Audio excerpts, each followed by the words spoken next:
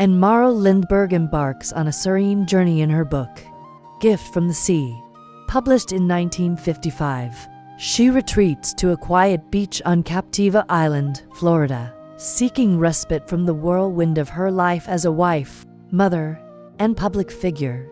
There, amid the gentle waves and endless sands, she discovers profound lessons in the simple treasures washed ashore, seashells. Each shell becomes a mirror reflecting stages of human existence, relationships, and the quest for inner peace. Through her reflections, Lindbergh invites readers to pause, simplify, and rediscover harmony in a world filled with demands. Her words flow like the tide, inspiring us to embrace solitude, nurture connections, and find beauty in life's rhythms. In the opening pages, Lindbergh sets the scene of her escape.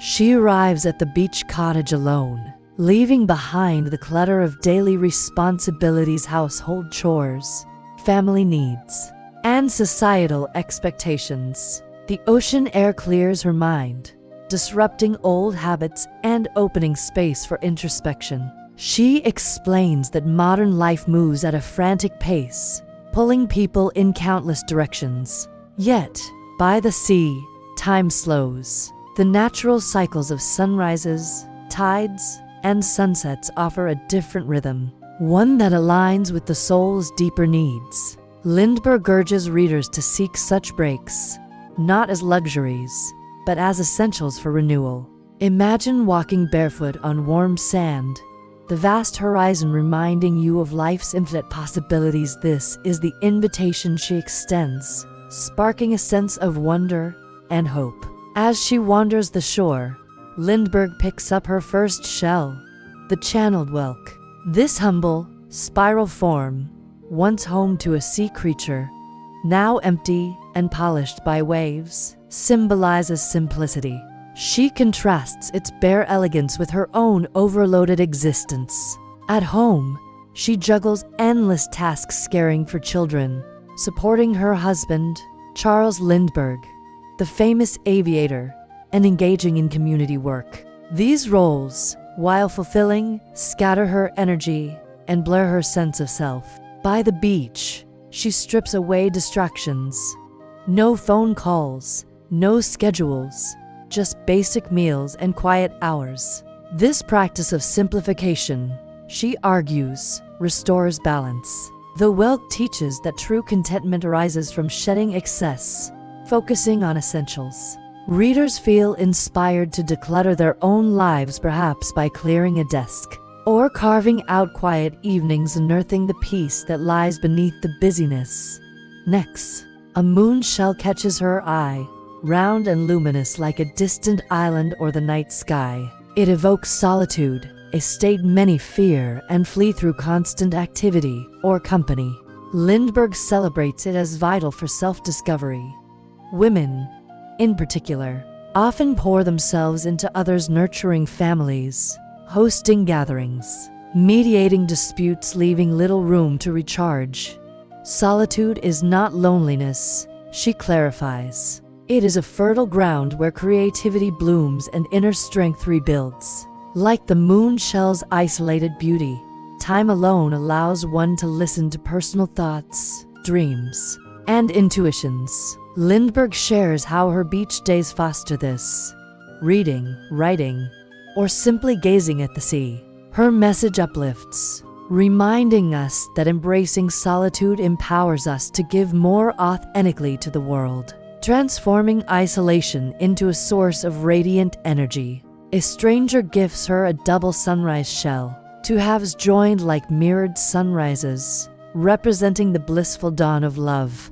This shell captures the pure, undivided stage of a relationship, where partners exist in a bubble of mutual fascination, oblivious to external pressures. Early marriage or romance feels effortless, full of passion and discovery. However, Lindbergh observes, reality intrudes. Careers, children, and routines dilute this intensity.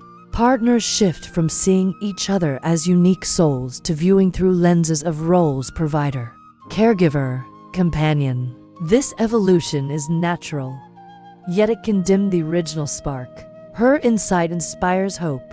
By recognizing this phase, couples can cherish its memory while adapting. The double sunrise shell encourages us to nurture that initial wonder, perhaps through shared adventures or quiet moments, keeping love alive amid life's changes. Deeper along the shore, an oyster shell appears, rough and layered, embodying the middle years of marriage.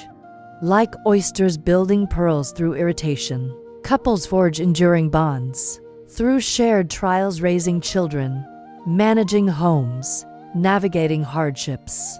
This oyster bed phase demands practicality, dividing tasks, compromising, and creating stability. Lindbergh draws from her own life, marked by joys and tragedies, including the loss of her son. These experiences cement partnerships, turning them into resilient havens. Yet, as children grow and depart, emptiness looms. What remains? The shell prompts reflection on rebuilding intimacy beyond parenting. Lindbergh's words motivate readers to view this stage as a foundation, not an end, encouraging ongoing growth, shared goals, and renewed appreciation for one's partner. The rarest find is the Argonauta, or paper nautilus, a delicate shell she admires in a collection. This ethereal form, light and free-floating, symbolizes an evolved relationship in later life. Freed from daily dependencies, partners can support each other's independence while sharing profound connections.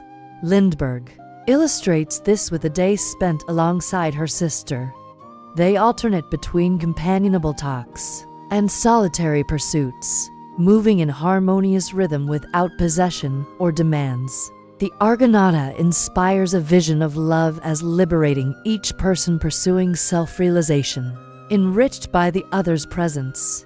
In a world that often equates commitment with control, this ideal uplifts, suggesting maturity brings freedom and deeper unity. As her vacation nears its end, Lindbergh reflects on her shell gathering. At first, she collects greedily, amassing piles. Then, she learns selectivity, choosing only a few perfect specimens. This mirrors life's need for space and simplicity to highlight beauty. Clutter, be it objects, obligations, or thoughts, obscures meaning.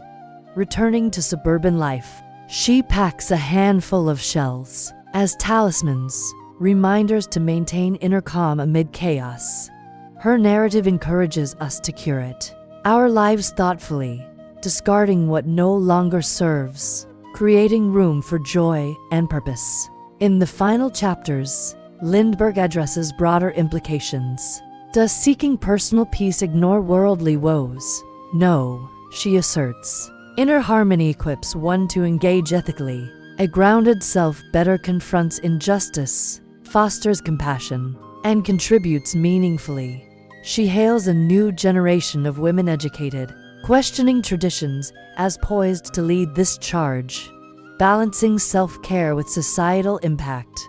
Her postscript, added years later, reaffirms the book's timeless relevance. As life's complexities persist, through seashells, Lindbergh weaves a tapestry of wisdom, urging simplicity, solitude, and evolving love. Her book stands as a beacon, inspiring readers to align with nature's flow, finding gifts in every wave of existence. It reminds us that amid turmoil, serenity awaits those who seek it.